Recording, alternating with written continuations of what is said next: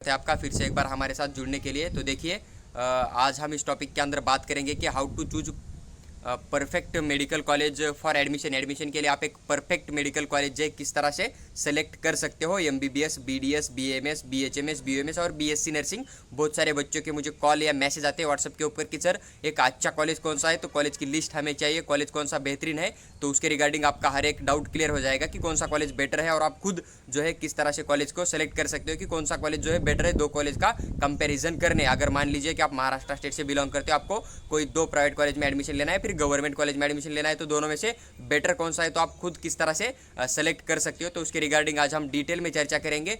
तो पूरा वीडियो देखिए, आपका हर एक डाउट जो है इस रिगार्डिंग क्लियर हो जाएगा। और साथ ही साथ अगर आप इस चैनल के ऊपर पहली बार विजिट कर रहे हैं तो आप इस चैनल को जो है सब्सक्राइब करके हमारे साथ बने रहिए, ताकि आने वाला कोई भी अपडेट हो स्टेट कोटा का या फिर ऑल इंडिया कोटा का, हर स्टेट का, तो आपके साथ हम जरूर शेयर करेंगे एडमिशन रिगार्डिंग एमबीबीएस से लेकर बीएससी नर्सिंग तक।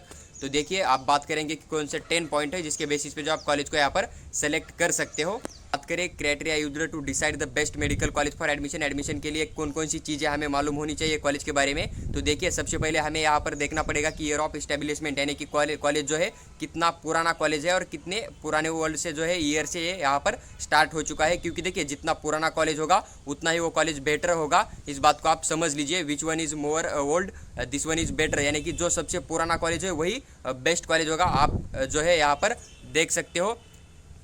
उसके बाद सेकंड पॉइंट है कि देखिए उस कॉलेज का आपको ऑल इंडिया रैंक जो है, रैंकिंग कि एक कॉलेज आपके स्टेट में एक कॉलेज है तो आप उस कॉलेज में एडमिशन देना चाहते हो और दूसरा कॉलेज है, तो दोनों कॉलेज में आपको एक सेलेक्ट करना है। तो आप उन दोनों कॉलेज का जो ऑल इंडिया रैंक है उनके अंदर का जो डिफरेंस है वो देख सकते हो। जिसका ऑल इंडिया रैंक सबसे कम होगा, यानी कि देखिए एक कॉलेज बिलोंग करता है ऑल इंडिया रैंक को 2 और सेकंड कॉलेज जो है आपका बिलोंग करता है ऑल इंडिया रैंक 5 को, तो आप जो है ऑल इंडिया रैंक 3 जो कॉलेज है उसे सेलेक्ट कर सकते हो। अपने चॉइस फिलिंग की जो लिस्ट बनाने वाले हो तो उसे टॉप पे जो है आप रख सकते हो। तो ऑल इंडिया रैंक जो है बहुत ज़रूरी होता है किसी भी कॉलेज को सेलेक्ट करने के लिए। देखिए उसके बाद यहाँ पर सबसे इंपॉर्टेंट पॉइंट होता है कि क्लिनिकल एक्सपोजर है, आपको यहाँ पर ध्यान रखना पड़ेगा, यानी कि उसकी ओपीडी एंड आईपीडी कितनी है, उसकी पेशेंट लिस्ट कितनी है, यानी कि दिन में वहाँ पर कितने पेशेंट आते हैं। फिर आपको एक साल का जो है पूरा चार्ट दिखाई देगा, जो कि कॉलेज का ऑफिशियल वेबसाइट होता है किसी भी कॉलेज का, तो वहाँ से आप डाउनलोड कर सकते हो। आपको वहाँ पर ओपीडी एंड आईपीडी की पूरी इन्फॉर्मेशन दिख जाएगी कि एक साल में यहाँ पर कितने पेशेंट विजिट करते हैं। तो आप उस चीज़ से जो है यहाँ पर अंदाज़ा लगा सकते हो कि कॉलेज बेटर कौन सा है। जिस कॉलेज में ज़्यादा पेशेंट आता है, ज़्यादा ओपीडी होती है,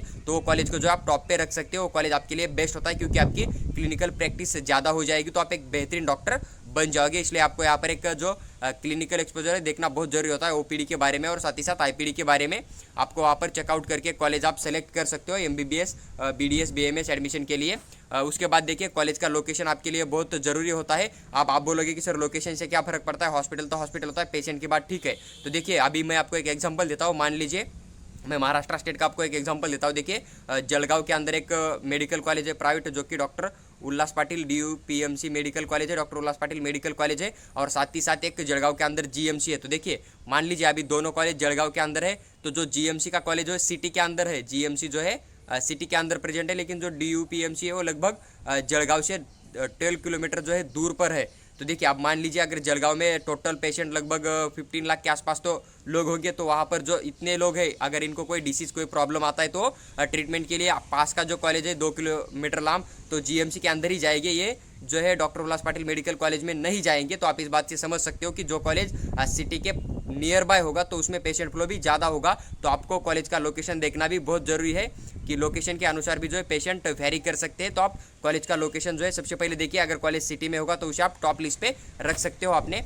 देखिए उसके बाद बात करें इनटेक कैपेसिटी, तो जिस कॉलेज की इंटेक कैपेसिटी कम है, देखिए less intake capacity is better than high. देखिए जिस कॉलेज की इंटेक कैपेसिटी कम है वो कॉलेज अच्छा होता है कि, यानी कि देखिए अभी एग्जाम्पल के तौर पर मैं आपके साथ शेयर करूंगा। देखिए मान लीजिए कोई मेडिकल कॉलेज है, उसके अंदर 100 सीट अवेलेबल है एमबीबीएस के लिए, और अदर कॉलेज है उसके अंदर 200 सीट अवेलेबल है। अभी मान लीजिए कि एक कॉलेज 200 सीटों का है और एक 100 सीटों का है, तो 200 सीटों के बच्चे जो है अगर इंटर्नशिप पे जाएगी तो 200 बच्चे जो है एक साथ इंटर्नशिप के लिए फॉलो करेंगे। लेकिन देखिए जो जिसके अंदर 100 सीट है तो 100 ही बच्चे इंटर्नशिप के लिए फॉलो करेंगे। तो देखिए मान लीजिए अगर दिन में आपके हॉस्पिटल में 400 पेशेंट आते हैं और आपके इंटर्नशिप के बैच में लगभग 200 बच्चे हैं तो आपको यहाँ पर लगभग 2 पेशेंट जो है पर डे आपको हैंडल करने के लिए मिल रहा है। लेकिन अगर देखिए यह भी अगर 100 की इंटेक कैपेसिटी है और 400 पेशेंट आपके हॉस्पिटल में आते हैं तो आपको यहाँ पर 100 की जो बैच है उनको लगभग 4 पेशेंट जो है हर दिन आपको वहाँ पर ट्रीट करने के लिए मिल रहा है। तो आप इस बात को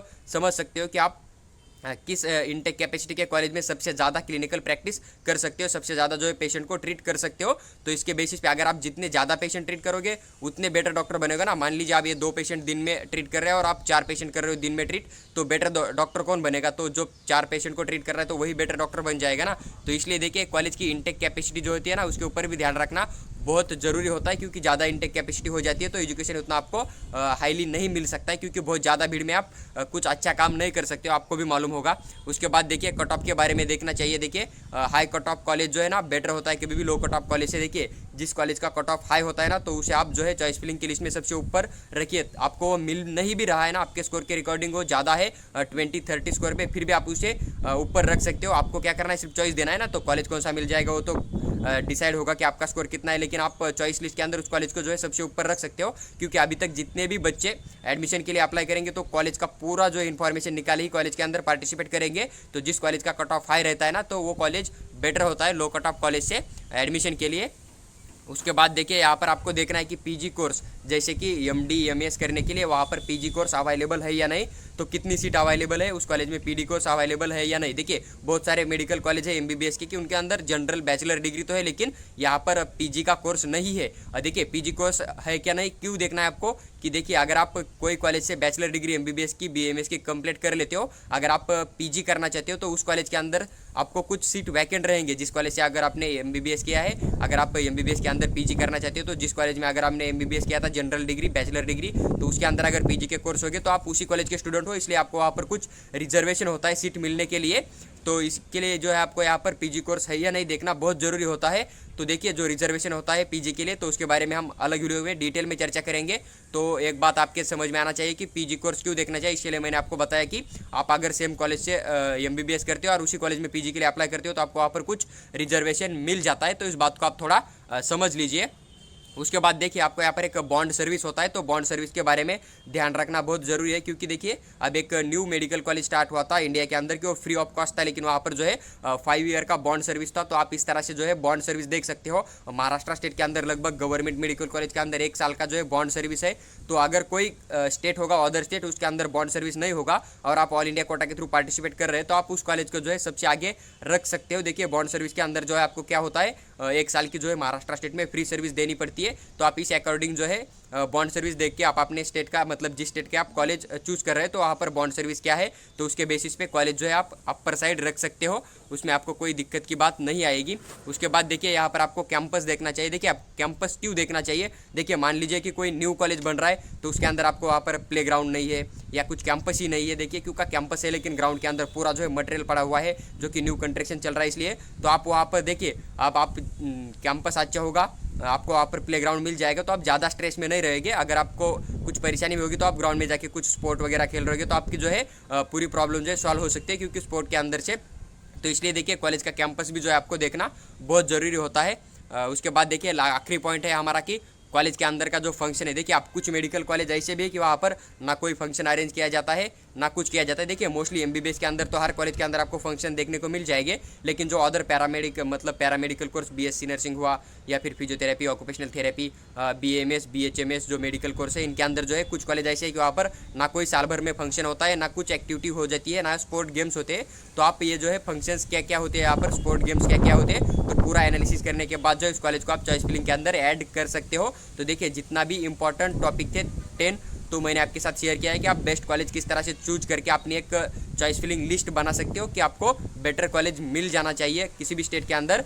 तो इसके लिए मैंने आपके साथ पूरी इन्फॉर्मेशन शेयर की हुई है। अगर वीडियो अच्छी लगी है तो चैनल को सब्सक्राइब करके हमारे साथ बने रहिए।